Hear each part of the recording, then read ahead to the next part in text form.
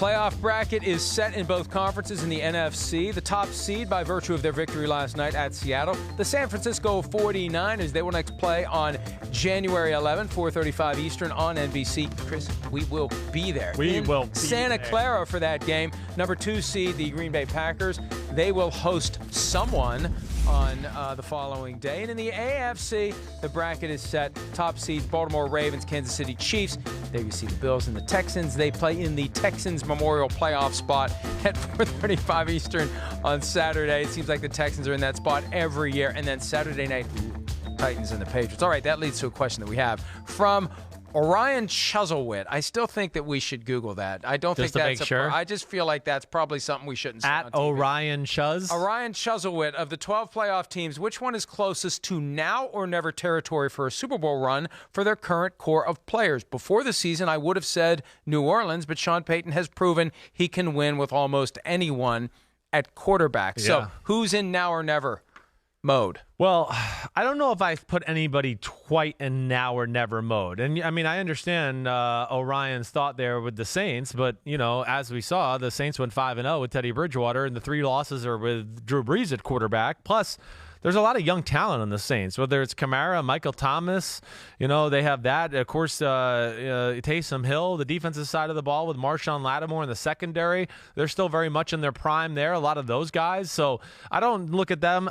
You know, Mike, honestly, if I had to pick one team, I think I'd probably pick the Minnesota Vikings. I was just thinking that. I think so, yeah. I just look at that and Which means it's never. Which just means it's probably never, right. But, you know, you got some defensive linemen and Kendricks that are getting up there in year. Linval Joseph is getting up there in years. You know, Anthony Barr and Kendricks are still awesome, don't get me wrong, but, you know, they're getting towards that part of their career where it's going to be, yeah, they're in their prime, but it'll start the downslope of their prime. Xavier Rhodes, as we've seen, that's over. He's done. Harrison Smith, his prime is coming to an end as well. So I guess if I had to pick one, I would pick the Minnesota Vikings. If the Vikings get blown out, sir, on Sunday in New Orleans, the Vikings have what'd you say? Blown up, sir. Sir. Blown up, sir. Sergeant Hulka. Come on, Stripes. It's on Netflix. Go watch it. But if they get blown up, sir, on Sunday in New Orleans, they got some questions to ask.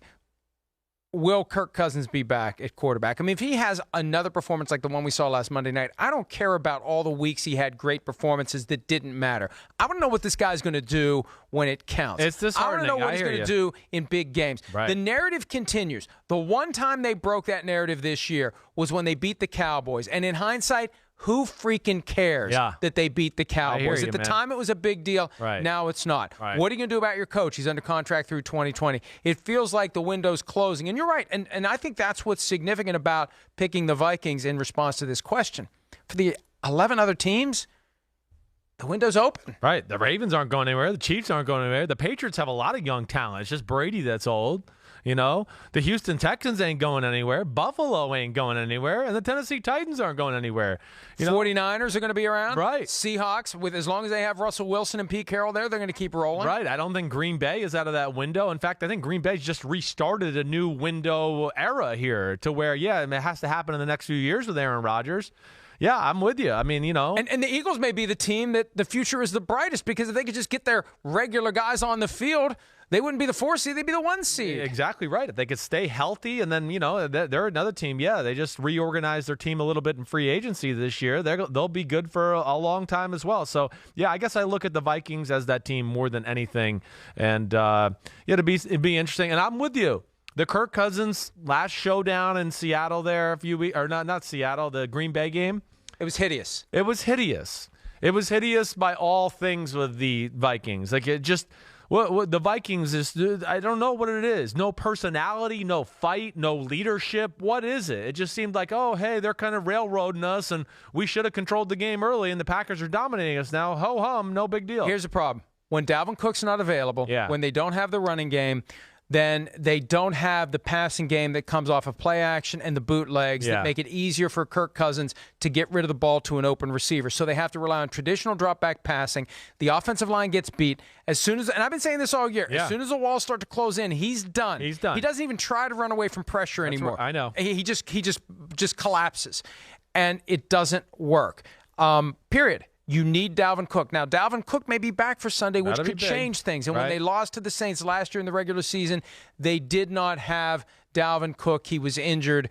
If they did, he was diminished. But the Saints have never faced the Vikings with a healthy and effective Dalvin Cook. Even in the Minneapolis Miracle game, it was Latavius Murray, who's now on the Saints, who was carrying the load. So, look, I don't expect the Vikings to win. I don't expect it to be close because I believe in the narratives I've seen.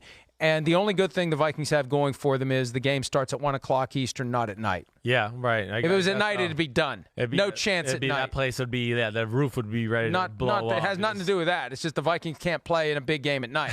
Yeah. Right? I mean, to your point, so I totally hear you. It's just, again, this is what I argue. This is a franchise quarterback. If you're going to be paid $28, $30 million a year, to me, what embodies a franchise quarterback, a little what we saw with Carson Wentz lately, is when things around you are not good, do you have the talent to go, man, the team doesn't have its mojo tonight, or we're not protecting to our best, or we're not running the ball. Do you have the talent to go, okay, I'm going to make 6 or 7 plays here in the second half of this game to pull us out of this slump, and we'll be okay. And that's, to me, where Kirk Cousins, I'm with you. I can't believe I'm saying it, but it's a little worrisome now. Hi, I'm Mike Tirico, and thanks for watching. Make sure to hit subscribe for the latest news and highlights from NBC Sports.